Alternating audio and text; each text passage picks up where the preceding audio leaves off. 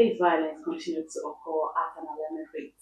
This is because so many people who experience or who are victims of gender-based violence are afraid to speak up. They are also being afraid of being stereotyped. Today, we are going to be discussing on gender-based violence. I remain your host, Irene Okuchukwu, on this topic, Health 247. And as usual, I will not be alone on this topic because this topic is very wide. I will be having a gender-based violence expert who will be taking us through on this topic. But before you could be part of the show, you can follow us on all our social media platforms on official Rapid TV, and you can keep watching us on Rapid TV channel 176. So stay tuned while we go on a short break. All right, viewers, so welcome back on this topic, gender-based violence. And with me, I have Dr. Ejike Oji, and welcome in this program, Health 247. Thank you. All right. So there's a lot of things happening in the society, especially in the area of gender-based violence, where women are being stereotyped, especially victims of gender-based violence. And also, so many people find it difficult to express themselves. They don't even want to speak up of what they have been through because they don't want to be discriminated or stereotyped. So can you just take us through on this topic, gender-based violence? Yeah, thank you very much. Gender-based violence is described as any harmful act that is perpetuated based on somebody's gender, sexual orientation, or sex. A good example of such things are when people are physically harmed or there's a psychosocial trauma in terms of emotional trauma against the people. And then usually there's a disproportionate activity or act against certain groups. Women, LGBT people, people with different sexual orientation than the normal sex of male and female. So there's a disproportionate listening against them. And it usually involves a lot of, like I say, physical and emotional pain, psychosocial social also. And one thing we have found out over the years, there are four major ways you see this violence. One is domestic violence. When the man in the house, because he brings everything. People look at the physical form of violence more, but the emotional torture can be great. And it can happen between man and woman. What we see more is the physical damage on the woman, but on the man, there's a lot of psychological damage also to men. Do you mean There's after the man has after the woman, you still have no. It's not. It's not a matter. You see, it's not a one-way thing. What I mean is not a one-way thing. Remember, my definition says any act that is against somebody based on gender, sex, or orientation. But disproportionately, it's mostly against women. Doesn't mean that men are not battered also by women. Now, 20%. no, there's no need to even talk. We know that it's much more, but it's also important to point that even if it's one person, that person has a right. So the other area is if you look at I've discussed about domestic violence. Then there's also sexual violence, and that's where rape comes in, where there's no consensus in sex. A man takes it by force. And then the other area is when it comes to child marriage. There's no way anybody less than 18 years of age will give consent legally. Even if a person says, yes, I want you to have sex with me and all that. So far as the person is not up to the age of consent, so it's regarded as not consent, it's rape. It's called statutory rape. So, and then, of course, there are other areas you see people being also violated, especially when it comes to issue of sex trafficking. There's a lot of sex trafficking across the border, especially across all continents. It's not just in the African context. So these are the gamut of the things we describe as gender-based violence, because all the violent acts are based on somebody's gender that activity is being done. Okay, moving further, what we are really specifically discussing today actually is on the rape case because these rape victims that maybe those people who have been affected could be as a result of this terrorism attack, especially those who were being kidnapped. At the same time, Mm. these women are being abused. So, where our topic is going into or delving into is in that area. So, what do you have to say? Yeah, rape. It's almost as if we are at war with our women in Nigeria. Mm, There's a lot of rape going on, but a lot of them are not reported. sure. Remember in your intro, you talked about people not going around nicely because they Mm, feel people know they have been raped and they are stigmatized. yes. So there's a lot of rape going on. As at the last count, I have trained in about 19 states. We train doctors and nurses on how to manage rape victims, Mm, from the way the information is taken in terms of tracking the patient, mm, patient how is examined, and then we must give also medical treatment and so psychosocial support. mm, But above all, when the woman wants to go to court, you should be able to have collected information mm, um, based on forensic medical information gathering techniques so that it can be admissible and the mm. facts will be admissible in courts. Okay. So there's a lot of rape going on, and Mm, there are about 19 sexual assault referral centers, a little more in the country, where only rape victims go there for treatment because okay. the people there have been properly trained Mm, and mentored. It's not every doctor or every nurse can handle a rape that's patient. true. That's It's true. a special forensic medical training you have to go through to be Mm, able to understand how to go about it. mm, And then, because we've done that, the information, because occasionally it's a British Council program, mm, has they call it MCN, that is Managing Conflict in Northern Nigeria, mm. and then RULAC in the south is this thing, rule against ROLACS, RULAC, that's what it's called. So in that training, we also make sure that we do some level of mentoring. And within that mentorship program, we see also how the responses we're getting from the clients who come there. And then when we looked at the data, it was very terrible that there's a lot of pedophiles in our country. That's true.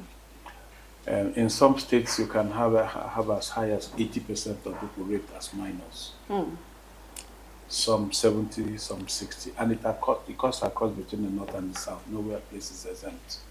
So it just looks as if we're at war with our women, not just our women, even but children, the girls, minors. the minors. There was a research I did way back in 2006 on what is it that brings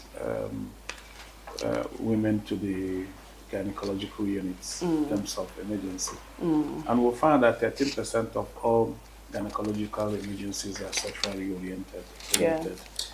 But what now really frightened us when we did the data, we found out that 40% of those people who came based on sexual violence acts were below the age of 9, 40%. Wow.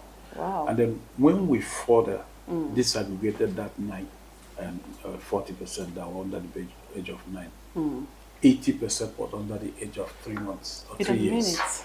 They're babies, like still infants. Babies. Wow. Wow. So, And who would do such an act? but it's happening in Nigeria. Wow.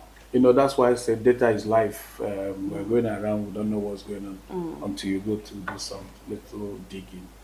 And you'll be so shocked what you'll see. Wow. So it's something that we need to really, really work around in Nigeria to bring a better society. All right, viewers, this is Dr. Ejike Oji, who is taking us through on this topic, gender-based violence. But before we go, we're going to go on a short break, and when we return, we have lots of questions to ask them, so stay tuned. All right, viewers, welcome back to this program on Health 247 in this topic, gender-based violence. And with me here is still Dr. Ejike Oji, who is also a public health expert and as well as a gender-based violence expert. So he's going to tell us now what leads to gender-based violence. Like, why do people indulge in such an act, knowing it's a human? It's like you're trying to. I think it's a violence against women, a violation on human rights. So now he's going to tell us what could lead to gender-based violence. So over to you. Can you tell us what leads to gender-based violence? Yes, thank you very much. If you look at the multiplicity of things that could cause it, it's usually an interplay of social, cultural, political, or economic. And let's say from the societal social norms, there's this unequal power between men and women, which over the years that has been established in almost all societies. It's just that there is more pushback now from the Western nations and then spreading around the whole world. It's always been, even within the holy books, like the Bible shows the preeminence of a man in a house. So when you look at all of those, it's also fueling the societal norms. So there's a religious context of it, there's also a social context of it. And then the lack of body autonomy.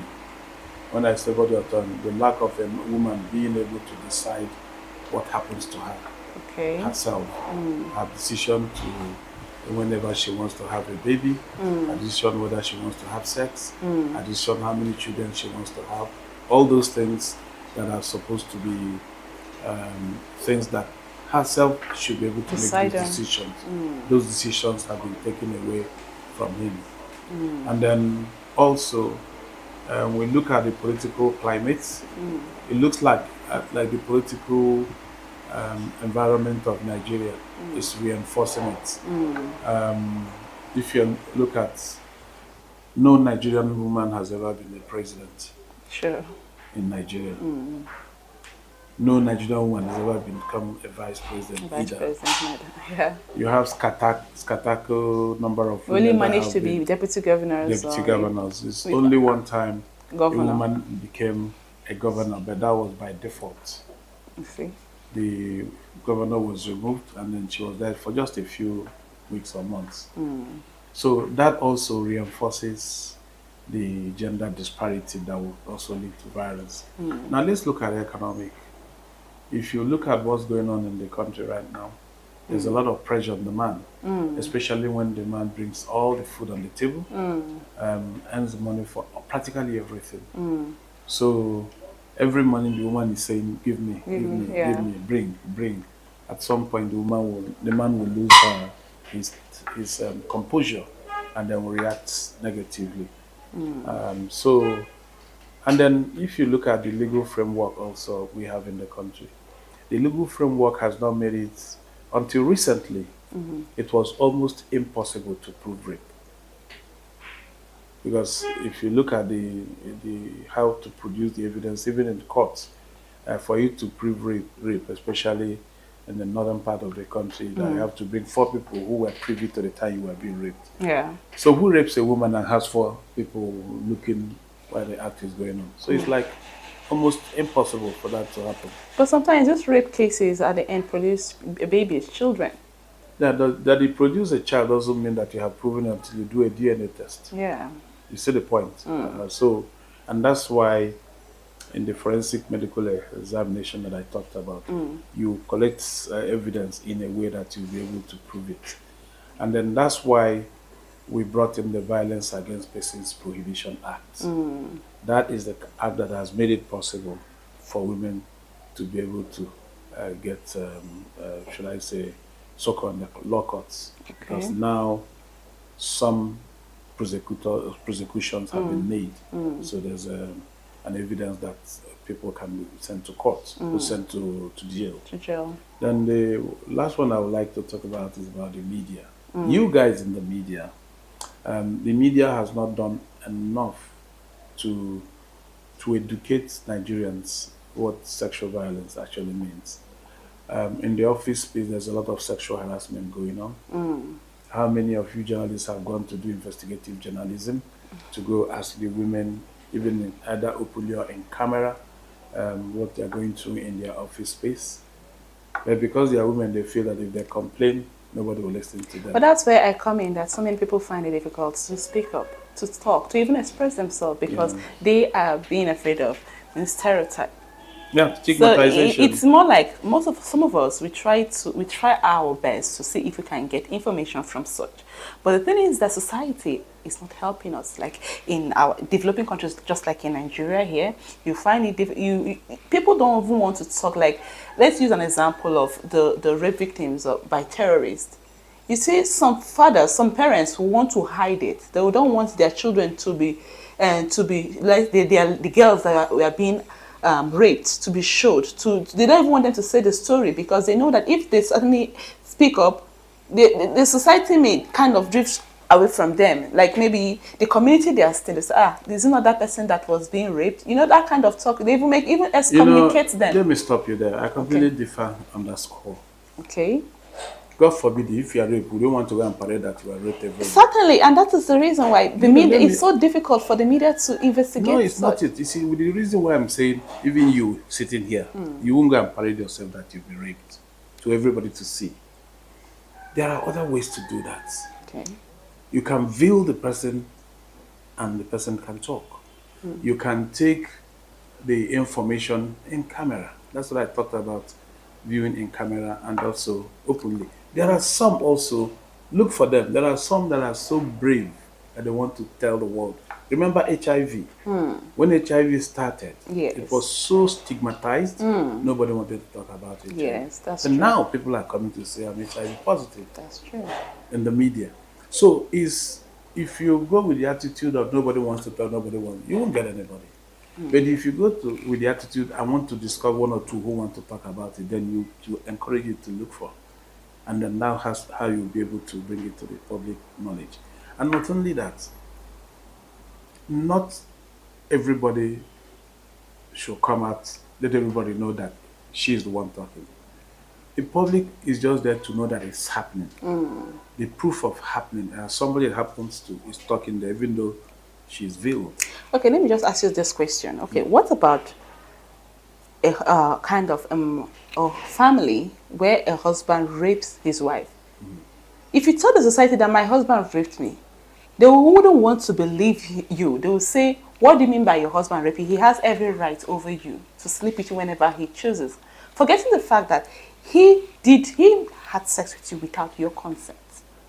You did not grant him that permission, but you were raped. But if you go out and start telling the world, okay, I was raped by my husband, nobody will take you serious. So what do you see in that aspect? It still goes back to the same thing.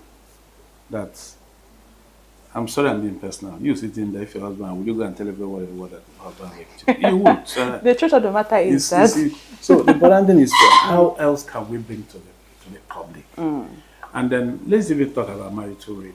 The Constitution does not recognize marital rape. That is the problem we have. However, when we design the Violence Against Persons Prohibition Act, there are some provisions of that act you can use, and you'll be able to, with some level of judicial activism, prove that you were raped by your husband, or that you were taken when you didn't want to be taken. But ab initio, the ground norm is our Constitution. The Constitution does not recognize that a woman can be raped in marriage. That's where the problem is. So it's not our fault then? It is in the Constitution. So the only way and only way is that if the National Assembly amends that part of the act to now give room, like in the most of the Western nations, you can have marital rape. So the problem also is the dividing line between rape and consensus. So as we are also trying to do it the other way, we must also find out there is also the other backside of it. There's always the backside of everything. So it's for us to go in such a way that we can balance. When majority of the people know that it's not good to take a woman by force, including the men, they'll do less of it. And that's why somebody like me, In all the work I have done over the past 3 decades in issues of women's health and women's rights, one of the major thrusts is what I kept talking about: public education and community engagement. Public education and Community engagement. In 2006, I was invited by the Norwegian government. They wanted to devise their policy and strategy of what they are going to be doing in Africa, issues of women's health and women's rights. So I was invited amongst other leaders in Africa. And when I was going into this thing in Oslo, I landed in Oslo, which is their capital.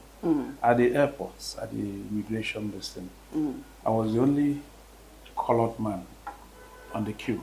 It was all white and some Mongolian races. And it was like, boom, before me, boom, welcome to Oslo. Have a good time in Oslo. Boom, welcome to Norway. They were just stamping their passports. Yeah. Nobody was kept for more than a minute. When it comes to my turn, the man now asked me, who invited me Really? to Norway. Wow. I said the government of Norway invited me. It was like in his mind, the way I'm looking at what was going to his mind. How can our government invite this black man? So, wow. This is like discrimination. of course. So, but I mean, I don't make assumptions. I said the man has a right to ask all the questions. Sure. And I said, the only way I can show you that I was invited by the Norwegian government is to bring it up from my laptop, the email. The email, I don't have hard copies of it. Said, do you want me to open it? He said yes. So while I was trying to power my computer, I found out that I had held up a lot of people on the queue. Okay. That they were held up wasn't their fault. It was the fault of the immigration officer. And I said to the immigration officer, do you mind if I step aside?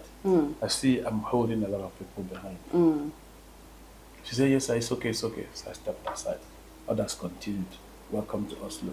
Welcome to this. And they left?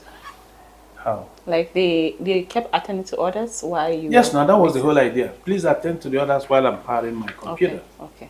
So 2-3 minutes later, I powered the computer and I brought out this thing and showed him. I said, you can see the phone number of the lady, the secretary of the Minister for Minister of National Development. Wow. So when he called, I could hear the woman from shouting. So I don't know what they were talking about. I could hear the shout. I didn't understand Norwegian talk. So when he dropped the phone, he said, please, can I have your passport? So I gave him. Start welcome to Oslo. After all So the time. as I was going, I said I came back to the man. He said, I have pity on you. I said, I'm not angry, but I just saw also that you're not well trained on your job. And I'm going to make a note of it to the minister so that they give you proper training. He went blue, black, white, and chat. He started at I said, no, there's no need. I'm not angry. So I went in. So while we were having a conversation, it was a 1-week meeting. So at the 4th day, we met the media.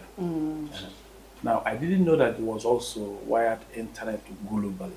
Wow. In fact, while we were there were 750 hits. Wow. From outside Norway on the platform.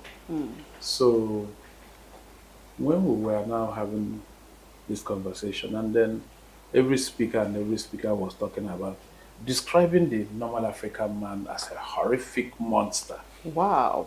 That's the impression they are giving because they are so harsh on their women.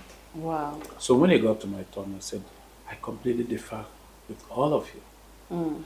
The African man is one of the most loving husbands anybody can get. Whatever you see the African man doing is something he learned by from culture. The Western culture? No, it has nothing to do with from the Western. culture, actually. From the culture of the people. Okay. So he's not doing against his wife because he hates his wife. That's the way he was culturalized. That's why he was socially developed. It's up to us now to inform them that what our forefathers did it was because of the environmental issues of cultural norms. It's not that they hate our women.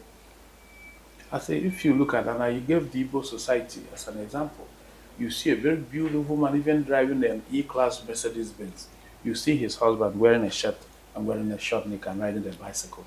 That shows how his wife Must look beautiful. Must look beautiful and comfortable. So that's law. So I now said to them, I now brought out that what happened to me at the this thing at the immigration desk. Immigration desk, yeah. I wasn't angry with the man. It's just that the man has not been properly trained to know that any other person coming with a black skin has equal rights with a man that has a white skin. And that person coming is not from the lower dregs of the society. And I gave an example to show that the man has already been stereotyped in his mind anything black. By doing something that was so civil, shows that I'm a civility encompassed man. I saw that what he was doing was inconveniencing others. Yes. And I said to him, do you mind if I step aside so that I can serve others? Attend to others. If he was properly trained and if he had any sense in his head, he would know that this man is above whatever he's thinking. But he's still persistent. All right, let me just cut you on the interesting stories further. So we're just going to know how we can curtail this gender-based violence. I know that there are some certain factors that could lead to it, but still, there are still some factors that could be, implemented to curtail gender-based violence. First of all, like I said before, public education and community engagement. What you're doing now is a wonderful thing. This is your publicly educating people. Sure. But we will also have to go into the communities and engage them and have a conversation. If it will be a conversation, oh boy, this thing you've been doing, we didn't say I'm doing anything wrong. That was our culture. Sure. But now in the modern world, it has changed. We've seen by research that is harming our women. Yeah. You see, men will change. I remember when I was the country director of IPAS, I trained a lot of journalists. One of the journalists went to River State because female genital cutting is so high in River State. Yes. So she went back, went to riverine areas of this thing, and invited the kings and did a training. She wrote a proposal and got some money from the World Bank. Wow. So she went and trained. And that made the king now made it a sin, a very terrible thing for anybody to cut the genitalia of a woman anymore. That's female circumcision. Circumcision. So you can see she went, did some good public community engagement and changing. That is number one and the most important one. Like I said, men that do some of this, they're not doing because they hate their wives. Not to talk about, there are certain horrible, wicked men that belong to the jailhouse. No, nobody's breaking that away. And the next one is also bring the law that will deter people from doing some of these things. Okay. Catch them, put them away. It will serve as a deterrent.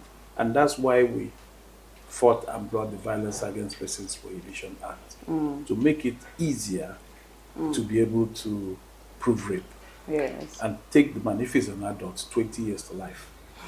14 years to life. If it's a minor, 20 years to life. If you are proven that you raped a woman. That's the kind of harsh thing that we put in it. And it's happening now. Then the other one, part of also, like remember I mentioned income disparities. So we must make sure we empower women economically. Sure. So that there will be equal partakers of solving the problems in the house. Yes.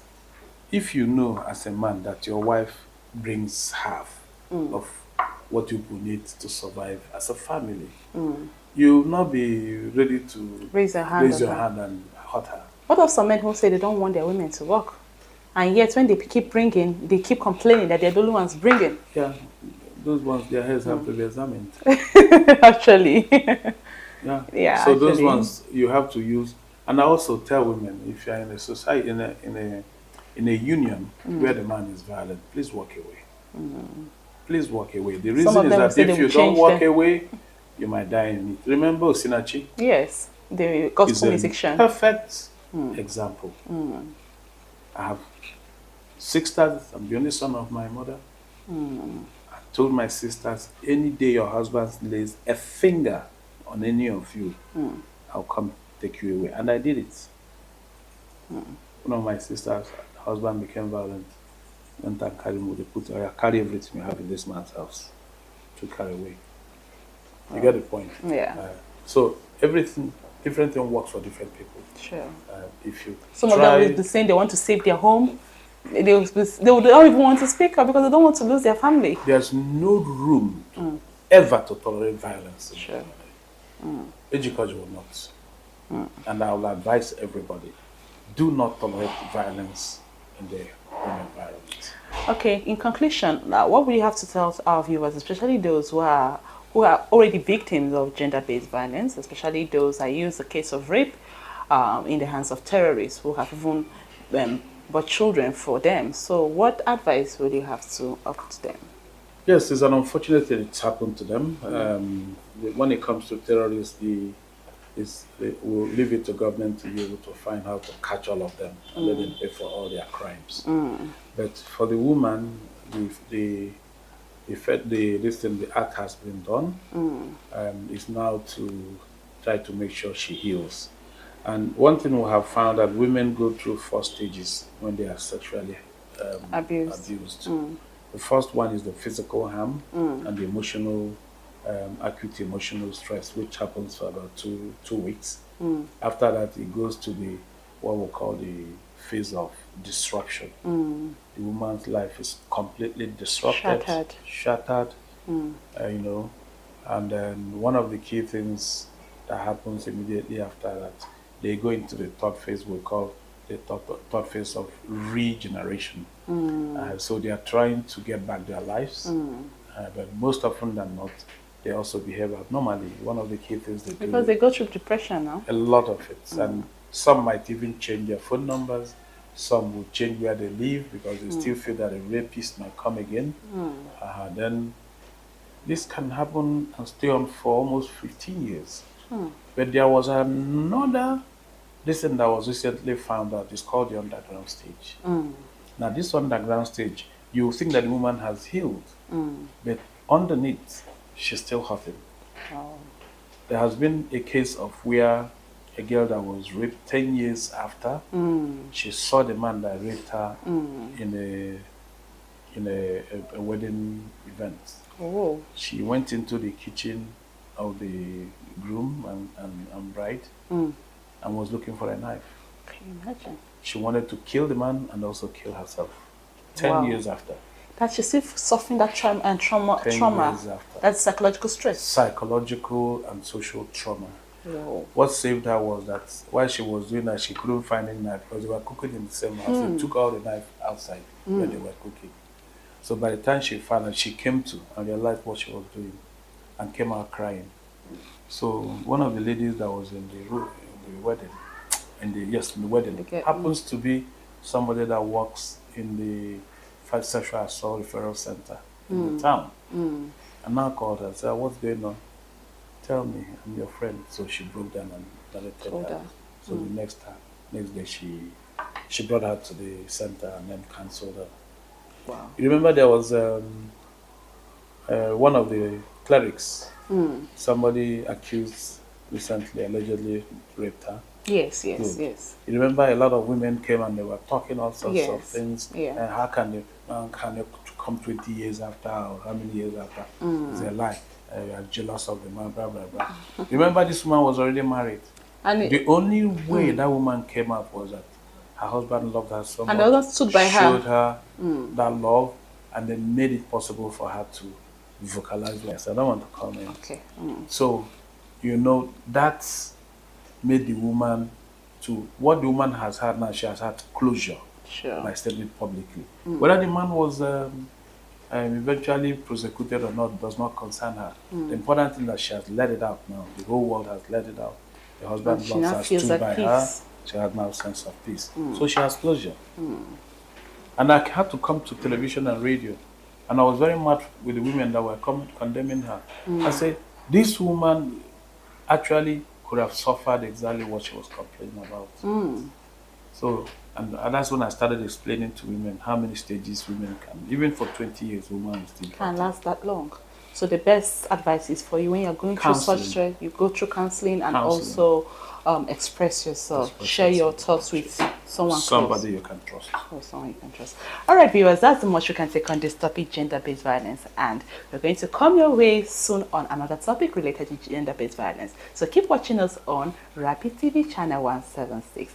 Dr. Ejike Oji, it's good to have you on this program, and thank you for at least tutoring some people who are watching at home. At least they have something to take back. So we hope to having you more on this program, Health 247. And it was my pleasure. And see you next time. Bye bye.